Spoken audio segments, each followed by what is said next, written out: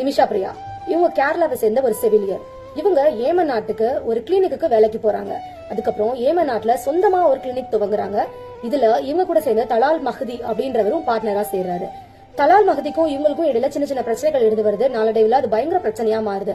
அதனால நிமிஷா பிரியா என்ன பண்றாங்க அப்படின்னு சொன்னா, நிமிஷா பிரியாவோட பாஸ்போர்ட்டையும் தலால் மஹதி பிடிங்கி வச்சுக்கிட்டாரு. அவங்களோட திரும்ப அவங்களோட ஊருக்கு வர முடியல.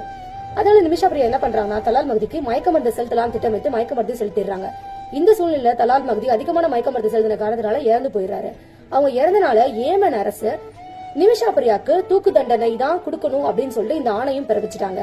ஆனா நிமிஷா பிரியாக்காக நாடு முழுவதும் சேவ் நிமிஷா பிரியா அப்படின்னு சொல்லிட்டு ஒரு பெரிய இன்டர்நேஷனல் கேம்பெயினே நடத்தினாங்க.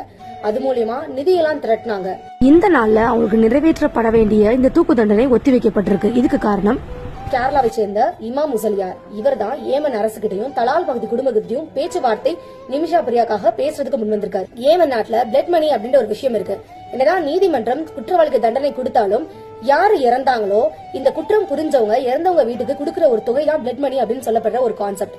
இந்த பிளட் மணியை நிமிஷா பிரியா குடும்பம் தலால் மஹதி குடும்பத்துக்கு கொடுத்துட்டாங்க அப்படின்னு சொன்னா தலால் மஹதி குடும்பமே இதை அக்செப்ட் பண்ணணும், அதாவது வாங்கிக்கணும்.